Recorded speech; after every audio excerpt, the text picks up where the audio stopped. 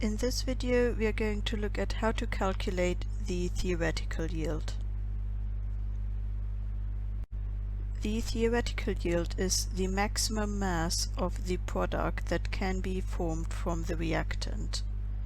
It is calculated from the balanced equation, and in practice you often get less than this, so you often get less than the theoretical yield. The amount of product obtained in practice is called the actual yield. Now let us look at an example. Hydrogen peroxide H2O2 decomposes into oxygen gas O2 and water H2O. Calculate the theoretical yield of water from 68 grams of hydrogen peroxide. Now to solve this question, to calculate the theoretical yield, you will need the balanced equation, and the balanced equation is 2H2O2 for hydrogen peroxide reacts to 2H2O for water plus O2 for oxygen gas. Now there are three steps that we need to follow to calculate the theoretical yield of water. Step 1. Calculate the relative formula masses MR. In this question, we want to calculate the theoretical yield of water, and we have the reactant, which is hydrogen peroxide, so these are the only two substances we actually need to look at, so we only need to calculate the relative formula masses for those two. We are going to start with hydrogen peroxide.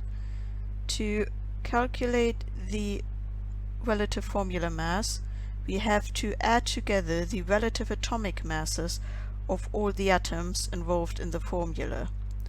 So for hydrogen peroxide we get 2 times the relative atomic mass of hydrogen plus 2 times the relative atomic mass of oxygen.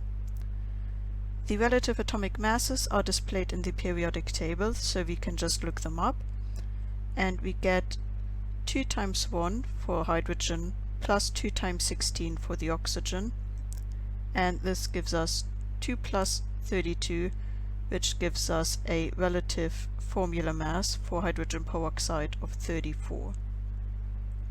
Now we have to do the same for the water, and for the water we have 2 times the relative atomic mass of hydrogen plus the relative atomic mass of oxygen, so we get 2 times 1 plus 16, and this gives us a relative formula mass of water of 18.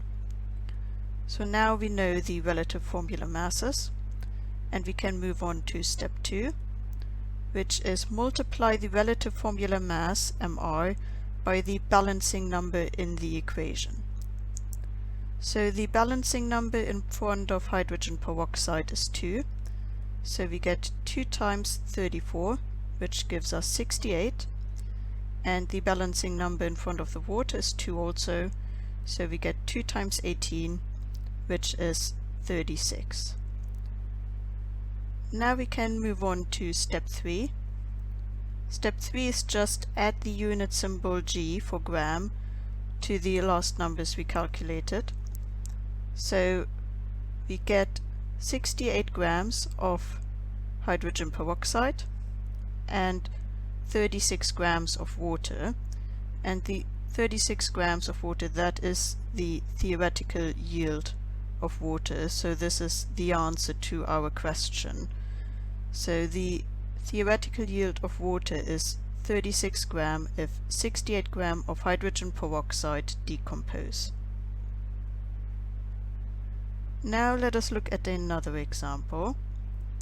Calcium carbonate reacts to calcium oxide and carbon dioxide when heated. Calculate the theoretical yield of calcium oxide from 100 grams of calcium carbonate.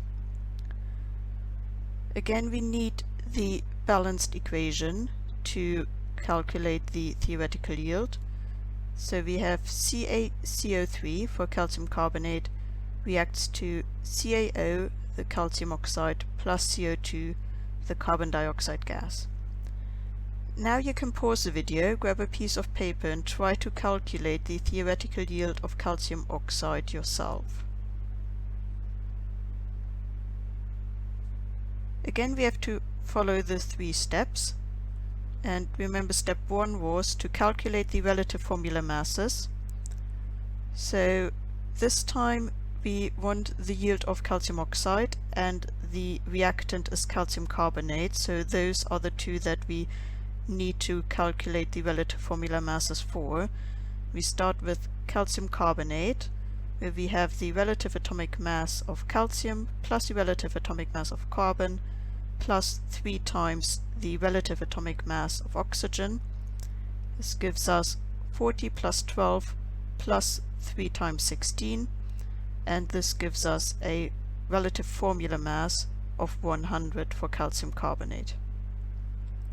Now we have to do the same for the calcium oxide, and there we have the relative atomic mass of calcium plus the relative atomic mass of oxygen, which is 40 plus 16, and this gives us a relative formula mass of 56.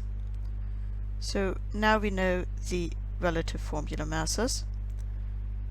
Step 2 was to multiply the relative formula mass Mr by the balancing number in the equation. In this equation now, for calcium carbonate and for calcium oxide, we don't have any balancing numbers in front of the formula. This means we can just skip this step and move straight on to step 3, which is add the unit symbol G for grams. So we get 100 gram of calcium carbonate and 56 gram of calcium oxide, and the 56 gram here is the theoretical yield, so this is the answer to our question, and we can just write the theoretical yield of calcium oxide is 56 gram if 100 gram of calcium carbonate react.